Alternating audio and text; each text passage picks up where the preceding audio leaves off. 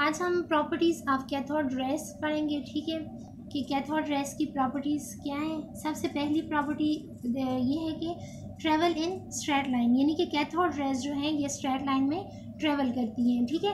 ये सबसे पहली मतलब डिस्कवरी थी और सबसे इम्पॉर्टेंट डिस्कवरी थी कैथोड रेस की प्रॉपर्टीज़ के बारे में, जो कि हिट्रोफ ने दी थी। हिट्रोफ ने अपने एक्सपेरिमेंट में एक डिस्चार्ज ट्यूब यूज़ किया था, ठीक है। उस डिस्चार्ज ट्यूब ने एक साइड पर कैथोड फिट कर दिया था और दूसरे साइड पर एनोड फिट कर दिया था।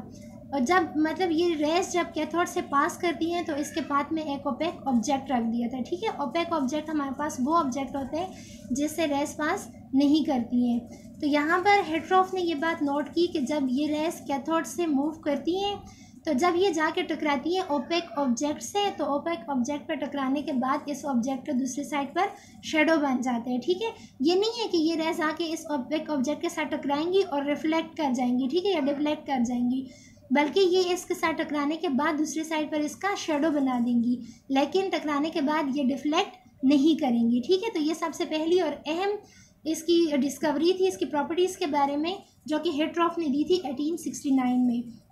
Hittorf in 1869 proved experimentally that these rays travel in straight line and did not deflected sidewise when an opaque object is placed in the path of these rays, ठीक है।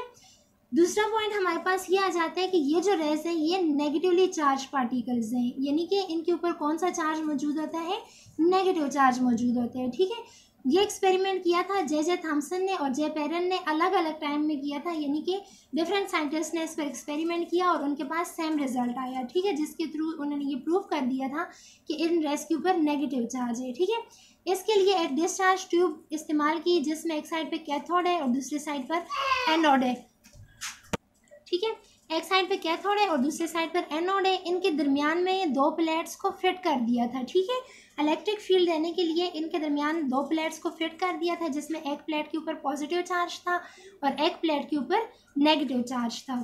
तो जब मतलब यहाँ से रेस पास की गई कैथोड से, तो ये बात नोट की गई थी कि ये रेस जो है ये पॉजिटिव प्लेट की तरफ अट्रैक्ट हो रही है, जो कि ये बात प्रूव कर रही है कि अगर इसके ऊपर नेगेटिव चार्ज ना होता, कोई और चार्ज होता है, तो ये नेगेटिव प्लेट से रिपेल ना करती, जैसे कि सेम चार्जेस एक दूसरे से रिपेल करते हैं। तो यहाँ से जब ये कैथोड रेस पास हो रही थी तो ये पॉजिटिव प्लेट की तरफ अट्रैक्ट हुई, जिससे ये बात प्रूफ हो गई थी कि इन रेस के ऊपर नेगेटिव चार्ज मौजूद है, ठीक है।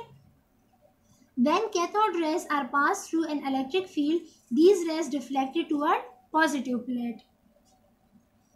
थर्ड पॉइंट हमारे पास आ जाता है कि बंच ऑफ मूविंग पार्टिकल्स, यानी कि ये जो रेस है ये एक कलेक्शन है पार्टिकल्स का, ठीक है। ये एक्सपेरिमेंट हमारे पास विलियम क्रोक्स ने किया था। विलियम क्रोक्स ने 1870 में अपने एक्सपेरिमेंट में ये बात प्रूव की कि हमारे पास ये रेस जो है ये मूविंग पार्टिकल्स का एक बंच है, ठीक है। इसके लिए विलियम क्रोक्स ने एक डिस्चार्ज ट्यूब यूज़ की जिसके अंदर हमारे पास कैथोड और एनोड मौजूद था। इसके दरमियान में यहाँ पर एक लाइट सा पैडल रख दिया था, ठीक है, रोटेटिंग पैडल रख दिया था। जब ये रेस आकर इस पैडल से टकरा रही थी तो टकराने के बाद ये पैडल जो है ये रोटेट करना शुरू कर देते हैं, ठीक है, जो कि इस बात को प्रूव करता है कि ये जो रेस आ रही है इनका अपना एक खास वॉल्यूम है और एक खास मैस है, जो कि आकर जब इस पैडल से टकराती हैं तो इसको रोटेट करना शुरू कर देती हैं, ठीक है। If a light rotating pedal is placed in their path, it rotates. These rays possesses kinetic energy and momentum, ठीक है। इन रेस में क्या है, इनकी अपनी एक खास काइनेटिक एनर्जी है और साथ में इनका अपना एक मोमेंटम है, ठीक है। फोर्थ पॉइंट हमारे पास ये आ जाता है कि डिफ्लेक्शन इन मैग्नेटिक फील्ड, यानी कि अगर हम इन रेस को कोई भी मैग्नेटिक फील्ड देते हैं, अप्लाई करते हैं, तो ये उसमें एकदम से डिफ्लेक्ट करती हैं, जो कि ये बात प्रूफ करती है कि ये नेगेटिवली चार्ज पार्टिकल्स हैं, ठीक है। तो ये डिफ्लेक्शन इन मैग्नेटिक फील्ड को प्रूव किया था जे थॉमसन ने। जे थॉमसन ने अपने एक्सपेरिमेंट में एक डिस्चार्ज ट्यूब यूज़ की, ठीक है। डिस्चार्ज ट्यूब में सेम उसी तरह यहाँ पर कैथोड मौजूद है और यहाँ पर एनोड मौजूद है, ठीक है। तो ये कह रहे हैं कि जब यहाँ से रेस पास होंगी, अगर इन रेस के दरमियान में इनके रास्ते में अगर हम कोई भी मेटल रख देते हैं, मैग्नेटिक फील्ड रख देते हैं, इसको मैग्नेटिक फील्ड अप्लाई करते हैं, ठीक है, तो इस मैग्नेट से आकर टकराने के बाद ये रेस एकदम से क्या कर गई है, डिफ्लेक्ट कर गई हैं, ठीक है।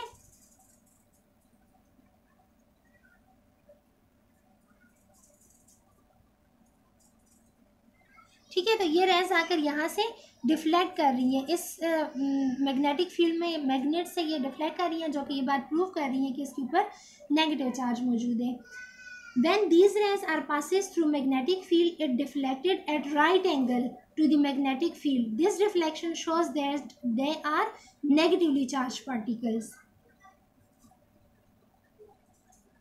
अच्छा, नेक्स्ट पॉइंट हमारे पास आ जाता है डेफिनेट एनर्जी का। ठीक है, यानी कि ये जो रेज हैं, कैथोड रेज हैं, इनकी अपनी एक खास एनर्जी है।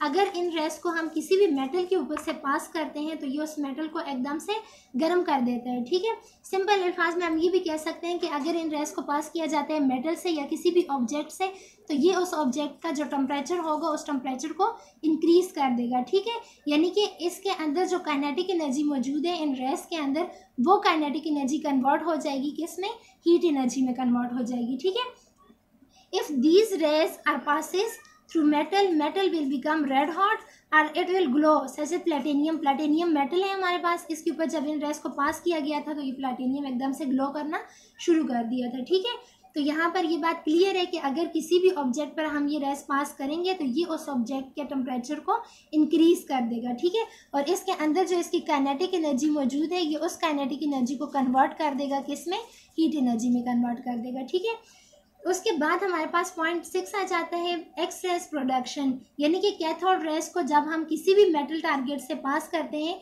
तो उस दौरान ये एक्स रेस प्रोड्यूस करते हैं। ठीक है, इसको इंशाल्लाह आगे हम इसके टॉपिक में एक्स रेस प्रोडक्शन के टॉपिक में भी एक्सप्लेन करेंगे कि किस तरह ये कैथोड रेस जो है ये एक्स रेस को प्रोड्यूस करते हैं। ठीक है, अच्छा, नेक्स्ट पॉइंट हमारे पास आ जाता है आयनाइजेशन ऑफ गैसेस, यानी कि अगर हम इन रेस को किसी भी गैस से पास करते हैं तो ये उस गैसेस का आयनाइजेशन काज करते हैं। ठीक है, स्टार्ट में हमने ये पढ़ा था कि अगर डिस्चार्ज ट्यूब एक्सपेरिमेंट में हमने देखा था कि डिस्चार्ज ट्यूब में एक साइड पर कैथोड मौजूद था, ठीक है, और दूसरे साइड पर एनोड मौजूद था।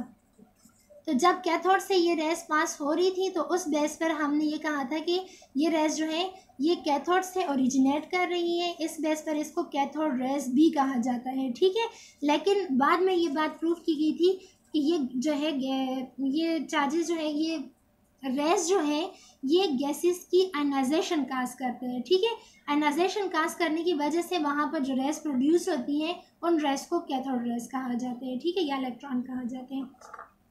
Cathode rays ionize the gas through which they pass.